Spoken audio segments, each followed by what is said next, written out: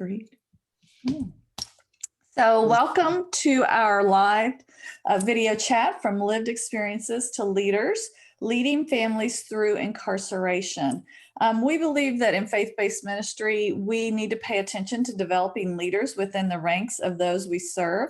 You know, Jesus developed leaders who changed the world, and so can we. And today I am so excited to have with us two special guests from Faith Freedom Life in Cincinnati, Michelle Smith Lewis and Barb Vogt. And so we are just excited to have you ladies with us. If you don't know what Faith Freedom Life is, it is a grassroots nonprofit organization that Michelle founded and came out of her own experience of having an incarcerated loved one. And it is there to support families through that experience all the way back into reentry and to just restore hope and just provide that healing that is so incredibly important and for family reunification and reintegration. So I'm just going to do a brief introduction of each of our guest speakers, and then I'm going to allow them to speak a little more about their own experiences and introduce themselves from that perspective. And then we'll do a guided discussion and then open it up for questions. So thank you for joining us today. So Michelle Smith Lewis is both the founder, as I mentioned, and I would call her, after a conversation with her this week, chief visionary and role model for Faith Freedom Life. And so she comes at this, again, as I mentioned, from her own incarceration experience with a loved one. And she was thrust into it unexpectedly and is continuing to learn day by day, which makes her, I think, the chief role model. And her goal is to share experiences and information to make this process easier for other families as they go through it. She is a supporter, an encourager, comforter, advisor, and giver to people in times of crisis. And she is dedicated to serving families in need of hope and committed to seeing families healed and restored during and after the incarceration of a loved one.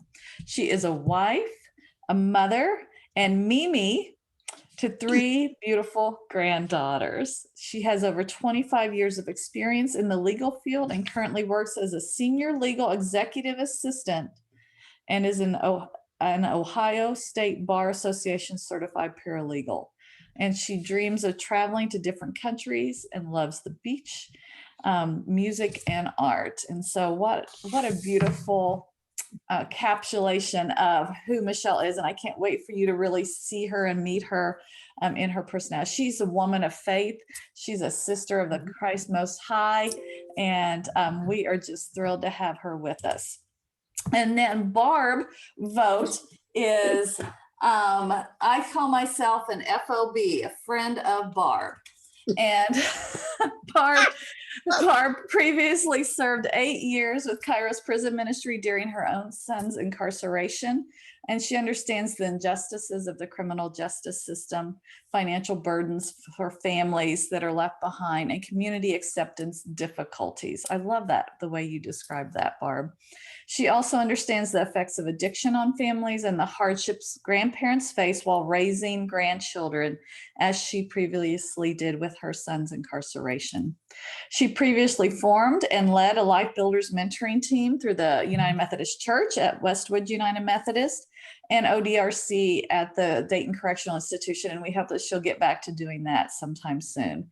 And this team it's a structured mentoring program, but Barb always brings that faith perspective in there. And she is just by nature, and Michelle, when we had our conversation earlier this week, she gets it. Barb is just one of those saints among us.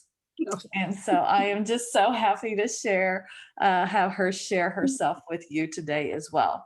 So welcome you both. It is fun to be doing this with you. And so we've heard your official kind of bios, but can you expand on that a little bit? Just tell us a little bit more about who you are not based on, but how your own experiences with the justice system has helped shape who you are now as a leader among others that are going through this experience. So Michelle, I truly invite you to share a little bit more about yourself, and then Barb, you.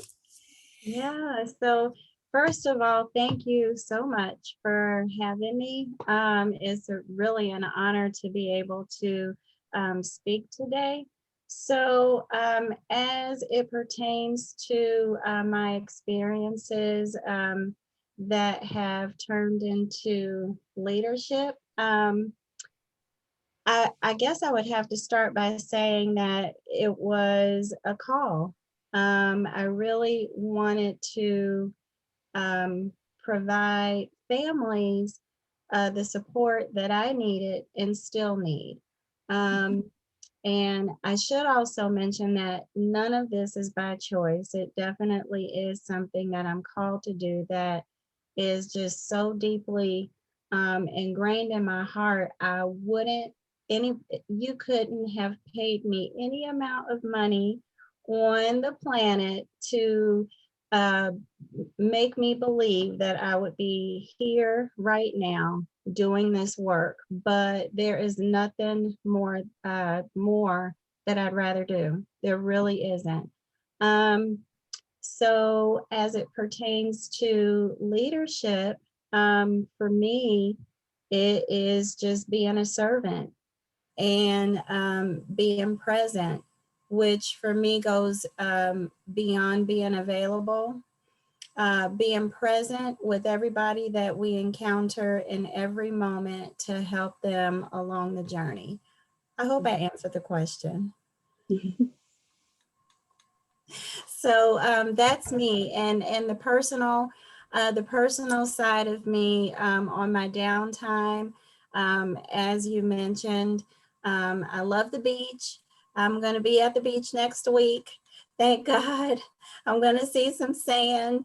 And I love spending time with my granddaughters. They bring me so much joy. And considering what I've been through, and what we are going through, being a family of the incarcerated and being a grandmother, is really kind of a chance for redemption in terms of things that in having a close relationship and walk with God, I'm able to talk to my granddaughters about, or instill in them, have my piece of instilling in them maybe what I didn't know to or realize or recognize to instill in my kids when they were younger. So that part is so super cool.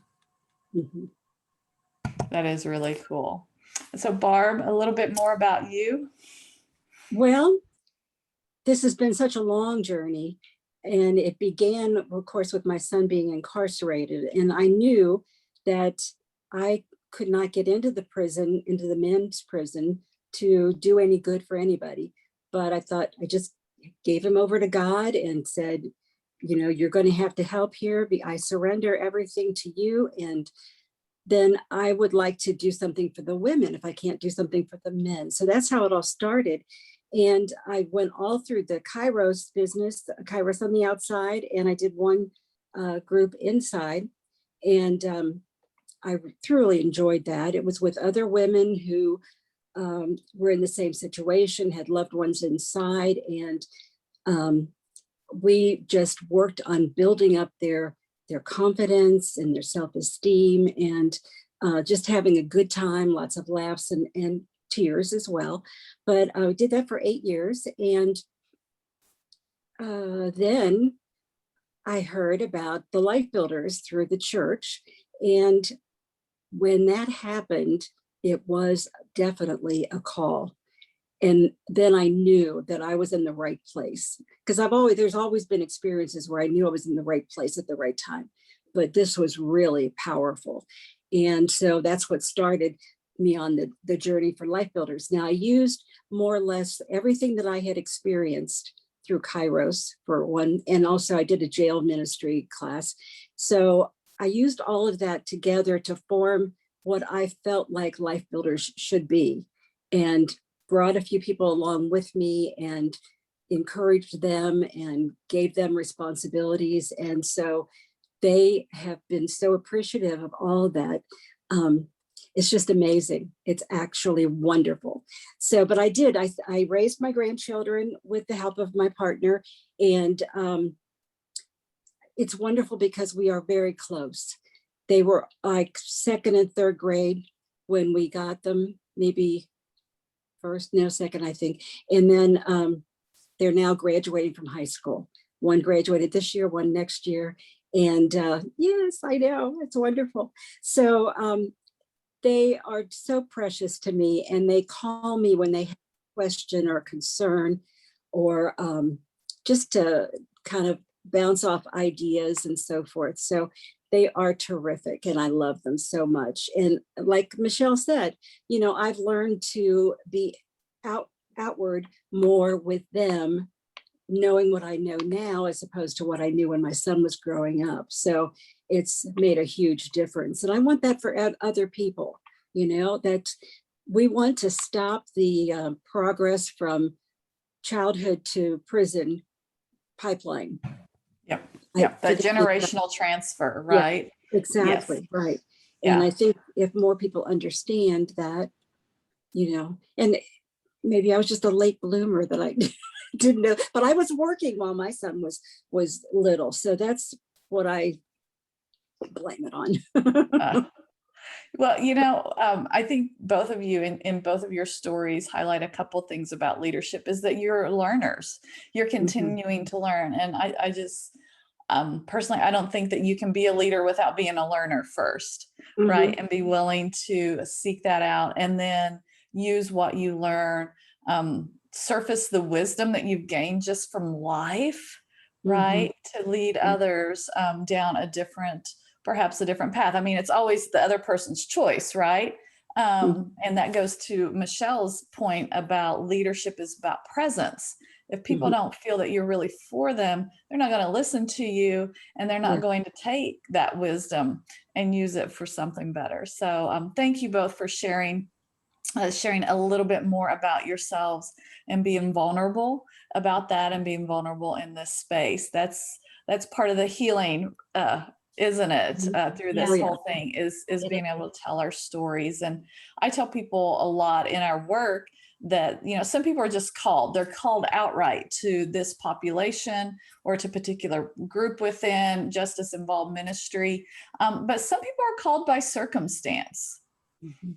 And you both have been called by circumstance, and you have choices, right? When those circumstances occur, you can push back against it, or you can lean into it, like Michelle was talking about, and you were talking about, Barb, and you can lean into it. And where is God leading me? And that's where the redemption of what is very painful can be very beautiful in the end. So thank you both for sharing on that. So I want to just kind of move into a very guided discussion. And these are some of the questions I ask all of our folks is, you know, in a 1 or 2 word sentence, right? 1 or 2 words, what is leadership to you?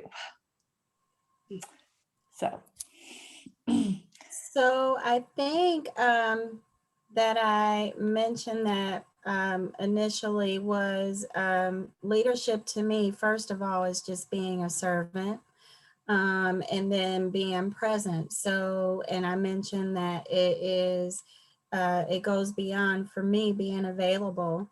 It's just really being present with everybody that we encounter in that moment, being able to identify, being able to listen. Being a leader to me is listening, and not really realizing earlier on my personal story of the fact that I just really wasn't a good listener when I thought I was, but being able to listen and be present and serve.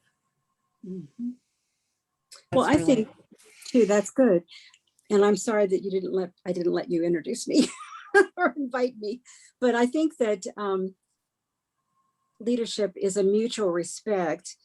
And so that we're on the same page, everybody needs to be able to listen to each other and learn from each other. And nobody is the head of anything.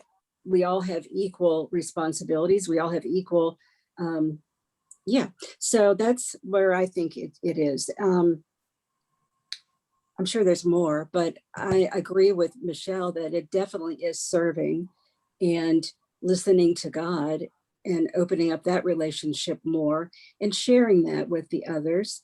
That helps and draw them in, and also to um, tell their own stories, and open up. So, and it's definitely important to include in your groups people that have lived it also.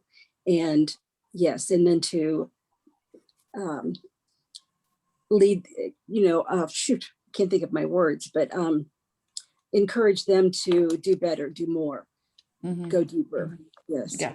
Yeah. That's so, what you both said is so powerful. I recently read an article about the difference between fixing, helping, and serving. Ah, And fixing and helping always have some kind of power dynamic to them. okay. Right.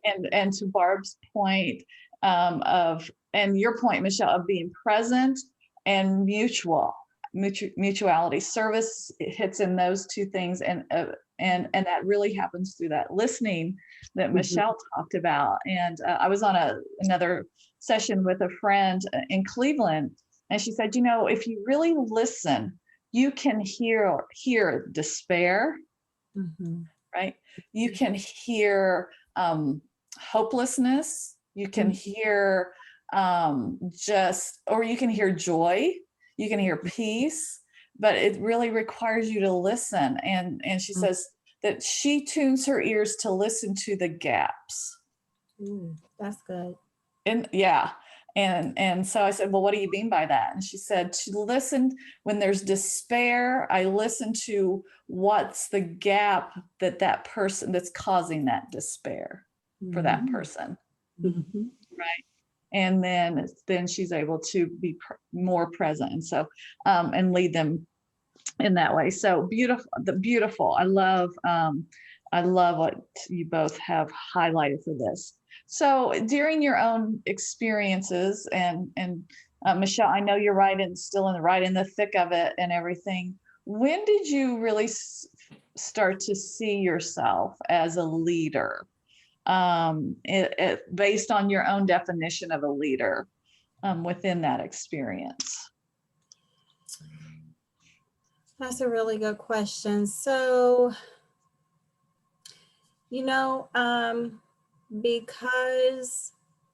because I've needed so much support and want to give support, I still honestly struggle with the word leader. I really don't see myself as that, because I just serve people. Yeah, that's a struggle for me, to be honest. Yeah, I don't consciously think of myself as a leader, but as a servant. And then again, Holy Spirit just really started dealing with me on what I wanted to see other people have, because of what I needed, like a deer in headlights. And when my loved one, when my son went inside, it just turned my world upside down. I know the support that I wanted, but didn't want to reach out to get it in those earlier days and weeks and months, not wanting to come out of my house, having your own family members want to be there for you, but not necessarily know how. Or even having the family members that didn't want to say anything to you because they didn't want to upset you and make you start crying. So just all of those experiences and the road that I began to go down in terms of my relationship with God, and really became introspective, like, what is happening and why? I need to get to the bottom of this. And that turned into God showing me myself and wanting to be the change that I wanted to see in my family. So that's really where it started for me. And as I began to move through my healing process, God opened up the door for me to want to help others. There was a study done at Harvard of the most successful business people in the world. And you know what the number one thing was, Michelle, that made them more successful? Self-awareness. That's good. Self-awareness. Wow. Wow. Yeah. Yeah. Wow. Yeah. Wow. So Look yeah. at that. Wow. Look at God, right? Look at God Yeah. at work with that. Yeah. Yeah. Totally. That's amazing. Thank you for sharing that. Thank So you. Barb, when did you kind of start to see yourself? Well, I'm a person that needs to know everything. I need to, I do. I need to, before I can speak of it, before I can do it, I need to know everything. So that's why I went through all the training that I did. And so it was working itself up. And I think it was Life Builders and the definite call that I had. It was powerful. And I knew that I had to obey. And I was glad to, because I was very interested in doing it. There was something else I was going to say, and now I've forgotten what it was. Oh, I know. It was in answer kind of to Michelle's situation with her family and being accepted in the community.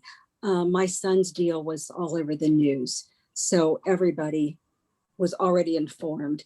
And so I just basically opened up and was comfortable with it so that other people could be comfortable with it too. Mm. So I had that instinct, and it worked. Ever so many people came up to me and said, I've experienced some of that too. Wow. And yeah, it was powerful. And so, of course, I kept all that in confidence, but Sure. at least it helped me know that I had people out there that empathized and understood, but, Yeah. and I was really grateful. I guess it was God that led me to that, because it was just, I couldn't fight it. I couldn't hide, it was going to be Right. gone for 8 years. It wasn't like it was just a 3-month thing, even so, but oh well. Yeah. Yeah. So did And I answer your question? yeah. Oh yeah, absolutely. You guys are amazing. You're just amazing. I just pearls of wisdom just dropping Yeah. all over the place, all Yeah. over the place. And we talked about this earlier this week, in that Michelle, you said that when you met Barb, that it was almost, you had this connection, right? You had this kind of immediate connection with her, and you just knew after one phone call with her, right, that there was something special about Barb. So when you kind of reflect upon how she leads, which is different how you lead, which is phenomenal, but together is so powerful. What are some of the characteristics that you see in Barb that maybe she doesn't see in herself, and how Oh she my leads people? goodness. I let Miss Barb know all the time that she is, first of all, she's more valuable than I think what she gives herself credit for. Her humility and meekness, but meekness, don't misunderstand, very strong, but the humility and the willingness and the heart for this work and for people definitely drew me to her. And I have to let you know that she's dubbed my second mom. That's what I've called her. And what you were mentioning earlier is that we were connected. I asked a person, hey, I'm just getting started. Any connections, anybody you can loop me in with? And she thought of Miss Barb immediately.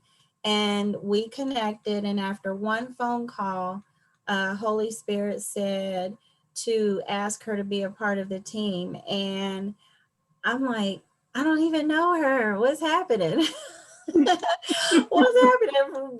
And so, but I was obedient and did it, and here we are. And it was one of the best decisions that I made for the organization. And that's for real. And she's just a sweetheart. So I would say her leadership style, excuse me, style is the humbleness that comes along with what she does, and the sweetness in how she talks to everybody. And it just extends a lot of grace and love. Yeah, yeah. A lot of authenticity. Yes, yes, Mhm. Absolutely. Yeah. completely. I would say for both of you, just tremendous authenticity you bring Mhm. Yes. immediately. You know you're for real, for real. Mhm. For real. You know For it's real, for for real real. when you get the second one. Uh-huh. Yes. So Barb, what brought you to say yes to Michelle's invitation? What did you recognize in her that you're like, yeah, this is somebody that Oh, it was everything. I didn't have a clue who she was. I had gotten an email from someone who said, I'd like to introduce you to Michelle. And I'm sure that hers said the same thing. I'd like to introduce you to Barb. It was a person that I had met, but didn't feel like there was any connection, or I really didn't spend time talking with her, but it was wonderful. We connected, Michelle and I connected immediately. And I think we were on the phone off and on all day. And we shared so much of the same vision. And I feel like Michelle is a mini me. I feel like she's a younger me that, she's still going through the throes of it. And I've been out of it for like maybe 4 or 5 years and have seen the result. It's still working on it, but not so much as when he was in prison. But yeah, her personality and mine are so similar. And she has such great ideas. And she's a powerful person. She really is. She's detail oriented. We kick back and forth with ideas, and she follows through. So that's good. I don't so much like to follow through. Yeah. Oh, there's that authenticity and that just laying it out there.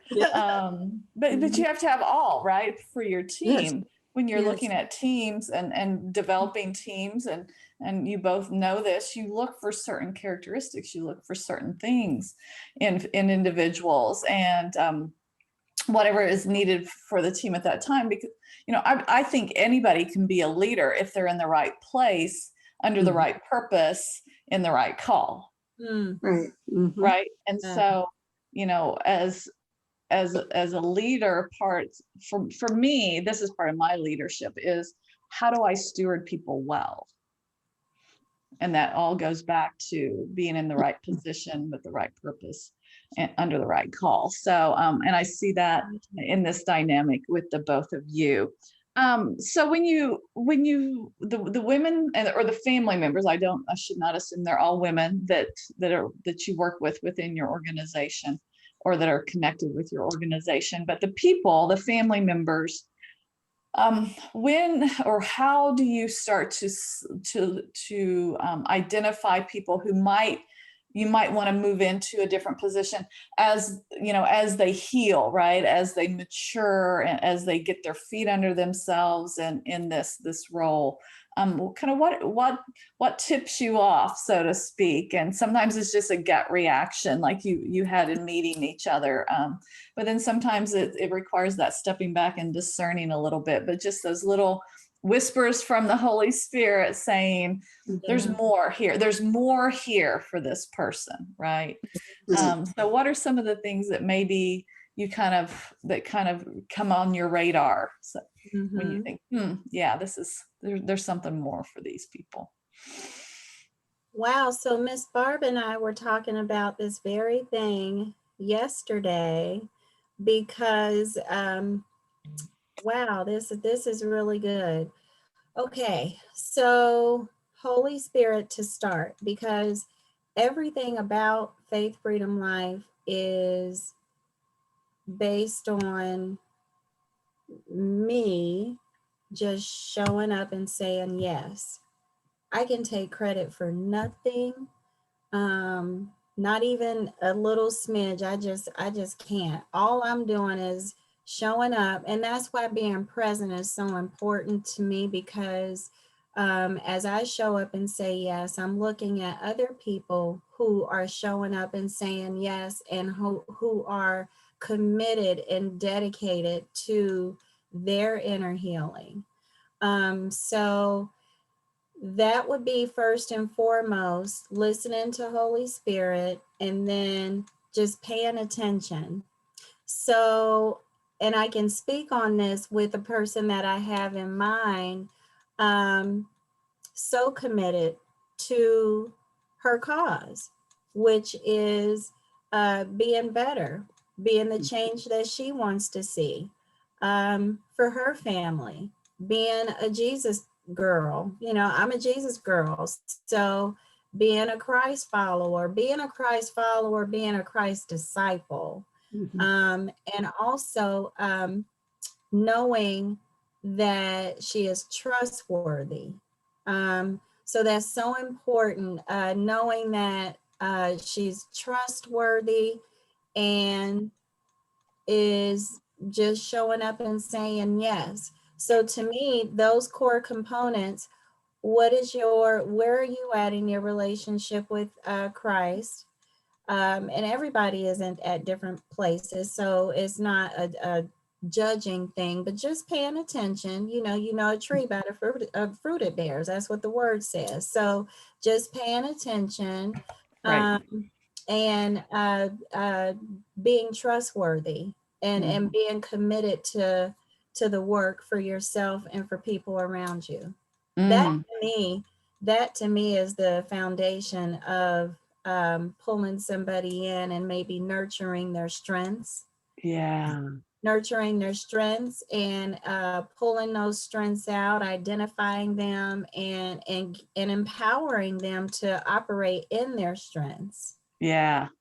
Yeah. Wow. That's powerful. That's powerful, Michelle.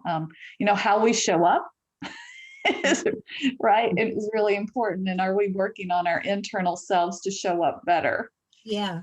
Right. In every relationship. And I heard somebody say once that you can only move at the speed of trust Mm. in a Mm. relationship. And that's one of those little nuggets I've tucked in the back of Wait a my minute, head. I have to put that down. I heard it. Wait a minute, that's good. Yeah, that is, Wait a minute, I have to type that. yeah, that's a truth right there in any relationship. You can only move at the speed of trust. Um, so yeah, trust is incredibly important. So yeah, thank you for sharing that. Barb, how about you as Michelle types that? Yes, right. Well, I agree with everything she said at the very end about promoting their strengths, um, and they show you, exactly who they are. I look at people's hearts.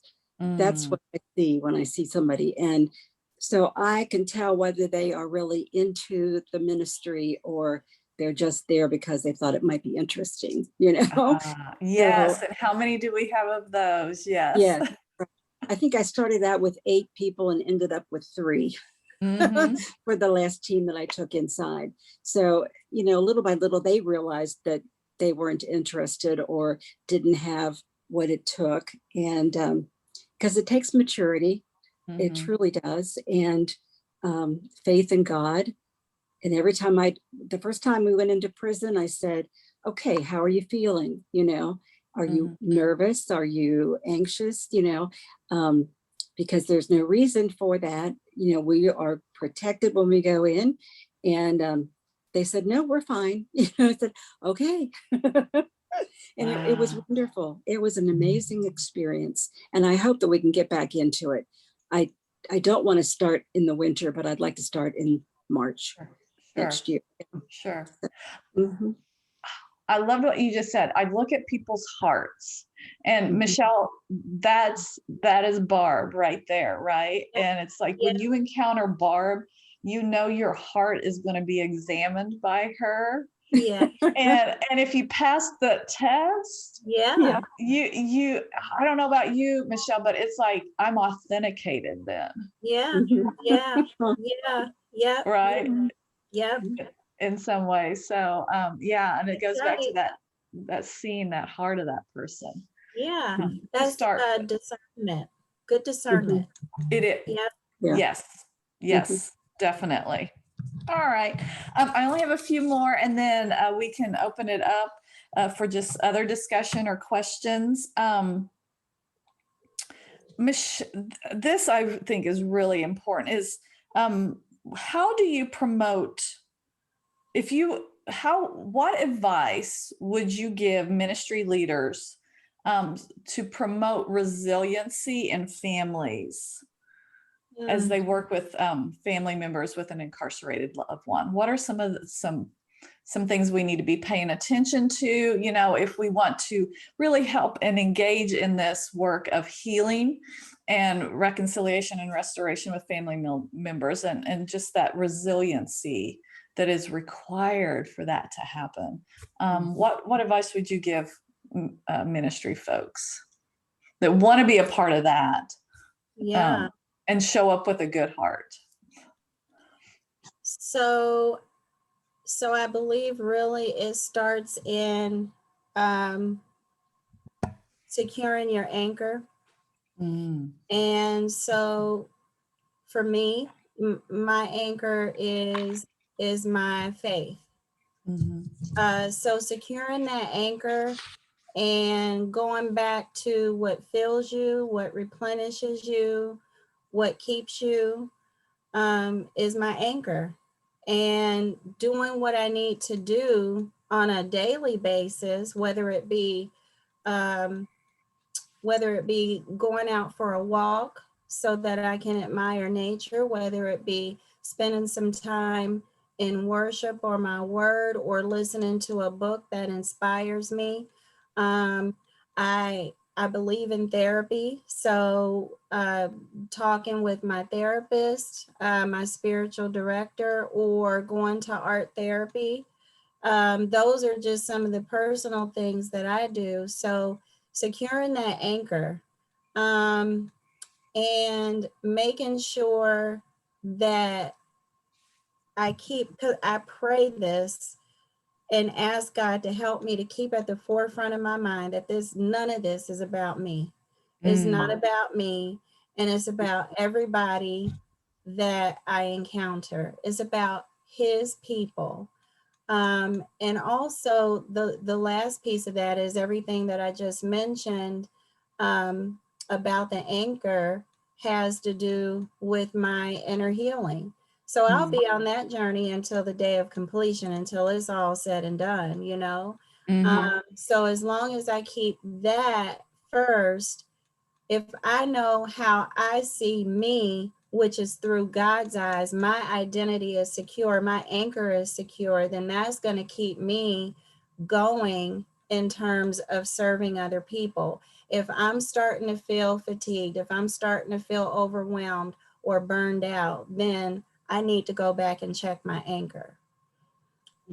So that's the advice that I would give anybody in leadership. that is powerful. That is Mhm. really powerful. Thank you for that. So, Barb, you have led people within the church Mhm. kind of into some of this. So, what advice would you give them in um, promoting family resiliency with perhaps members of their own congregation that are going through this experience? Well, I first of all, I think would look to see what is unspoken, because there's a lot that you can pick up from someone. Um, it's a detail that they don't want to speak about, perhaps, or whatever, but you can get a feeling for that. And I know a lot of people can get that feeling too. So then what I would do if I had a situation, I would go to my mentor, who is a staff member, and talk it over in confidence, not saying who it was, because everything that happens within this ministry is private and um, sacred, you know. So the other thing is just spreading love. you know, being there, being at their feet, letting them exchange, letting them pour out their hearts. And I'm not sure that I actually answered your question. You did. You did. Okay, cool. You did. Yeah. Because think it's- the point is you don't have to start a big ministry to do this. It's Right, just right. about And team. it's very important to have somebody in your corner, a staff member in your corner to fight for you if you need to fight, whether it be fighting for a space to have the ministry, fighting for events or whatever. And I do have that, and I am so happy that I have that. So Yeah. yeah, that's, you Yeah. really, it's important. Yes. It is. Yes. Mhm. Yes. And you're right. You know, staff and pastors, we work a lot with pastors with All In Community, and Mhm. we tell them all the time, we don't expect you to lead this. We just expect Mhm. you to cheer it and be a Yes. champion of it, Right. right? Because the Mhm. ministry work is really that one-on-one, that right at the first point of contact type stuff. Right. So, Mhm. and just understanding it and letting pastors, the official leaders, right? Because Mhm. pastors are known Mhm. as the official leader of the Right. church. But there's always space for more leaders, for people that are Mhm. just have the heart, the relational heart to do this, to lead Yeah. in that way. And so just, you know, we just give our pastors permission to say, look, you have this Mhm. experience is within your congregation. Now, how are you going to respond? Not Mhm. you personally, but your congregation. People that love each other should be responding in some Yeah. form or fashion. So yeah, Well, thank you for one thing that. my pastor always said was, if you need to do something or feel the urge, God is going to provide your instructions, and he's going to lead your way. Yeah. And that is so true. Absolutely true. Yeah. And I was going to say also that our church is in transition at the moment because a new pastor is coming in. So I'm a little bit on eggshells. My mentor is staying, so that's good. And I just pray that he is for prison ministry, because I would love to increase what we do.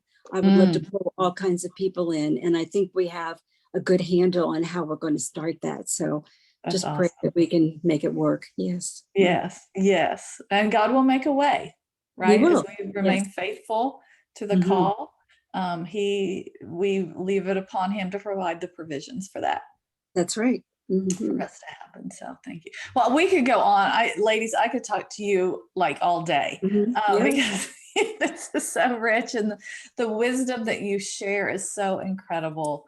But I wanted to just give you know, our other participants opportunities to ask questions, to have just some discussion with you before I ask for your final thoughts. So do we have any, and you can just unmute and just ask a question or make a comment, or just have a discussion at this time. Or use the chat.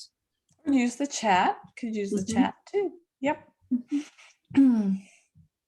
So.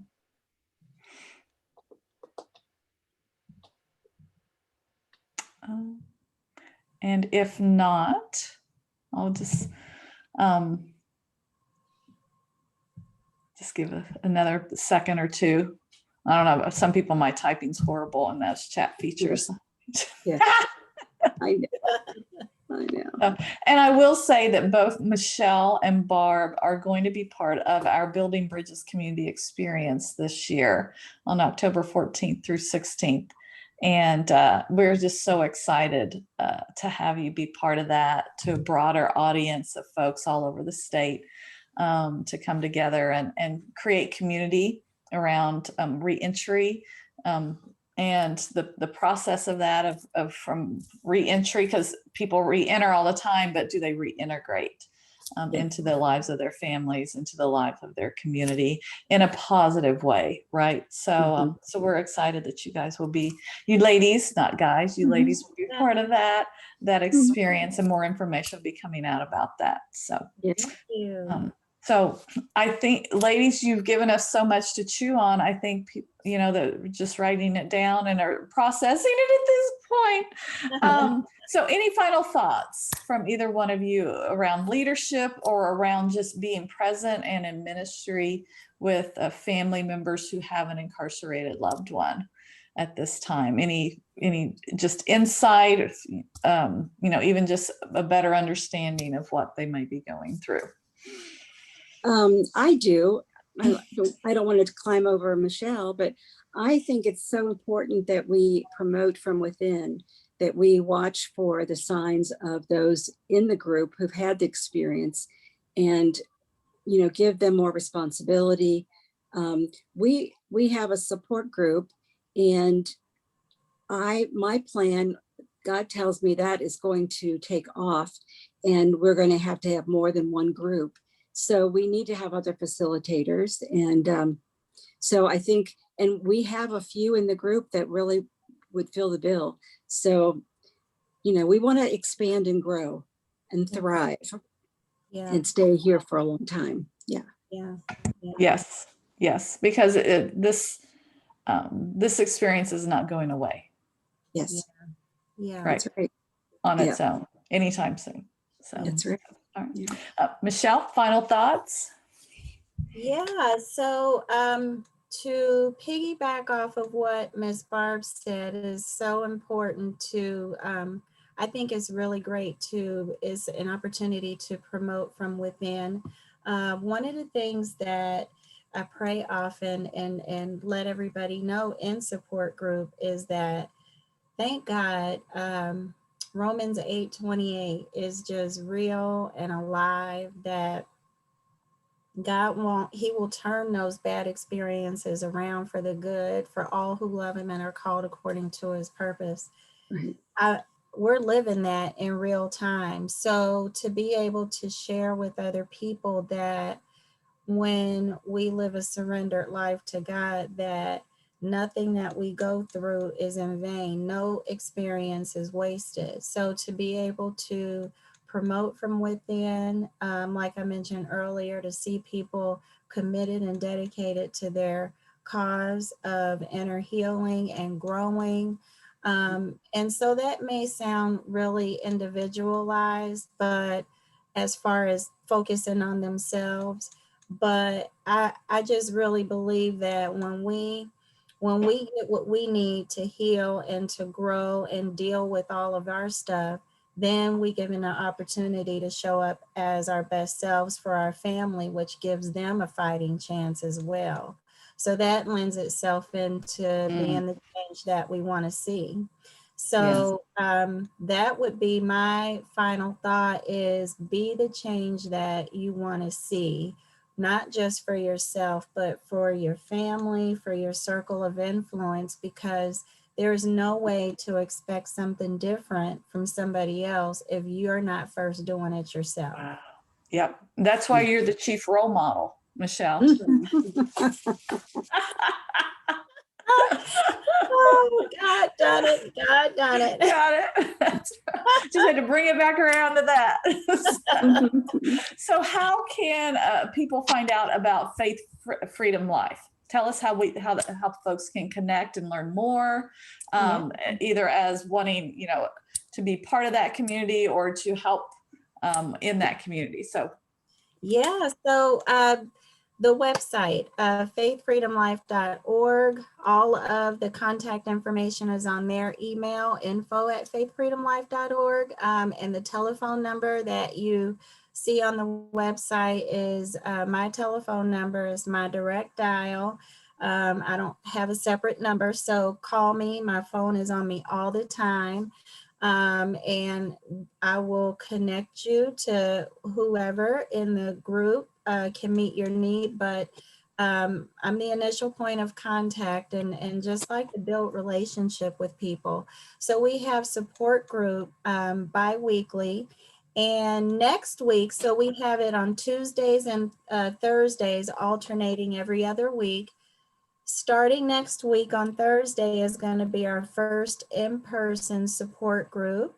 And we are on Tuesday still going to keep support group on Zoom. So to give people a choice. And you can follow us on social media, Faith Freedom Life on Facebook and Instagram. That's awesome. That is awesome. Thank you so much. Thank you both so much for spending this hour with us, being with us, providing us significant wisdom, not only around leadership, but just life and being a disciple, and that call to just, the thing that comes to mind is just love your neighbor as Yeah. yourself, right? Yeah. You know, how do you love yourself? How do you show up with love of yourself? And then how do you show up in love with the neighbor? And I think for me, our whole discussion just hits both of those Mhm. like Yes. crazy. So Yes. Oh, can I mention one thing? yes, We of course. have an open house, a community meet and greet in Westwood on July 17th, in Miss Barb's church, Westwood United Methodist, Nice. is hosting at my neighbor's place. So come out and see us. So gracious enough to host us and have us out there. So we are super, super excited about that. What time is that on July 17th, Michelle? Yeah, at July 17th at my neighbor's place at, my neighbor's place at 1 o'clock from 1 to 3. So we'll have food and giveaways and just introduce the community to Faith Freedom Life and how we are available to serve. Okay, that is so awesome. And I will, after this, I will get information from you and send that out as well in an invitation. So Ooh, okay, good, because we really are interested in serving the community in this Yep. particular venue. And we would like any referrals, actually. If you know of someone that needs it, by all means. okay. Yes. That's what I love about you ladies so much. Well, thank you all for being here. I'm very excited. We are going to, I can't wait to post this as a podcast for people to hear. And then we'll send out some information about that invitation on July 17th. I got that in my brain right now. So it's Okay, great. Thank you so much. all right. So thank you for being here. Michelle and Barb, thank you again for just sharing yourselves with us. Today. Thank you for having me. Thank you for Yes. having Miss Barb. Thank you, Miss Barb. Oh, you're welcome, sweetie.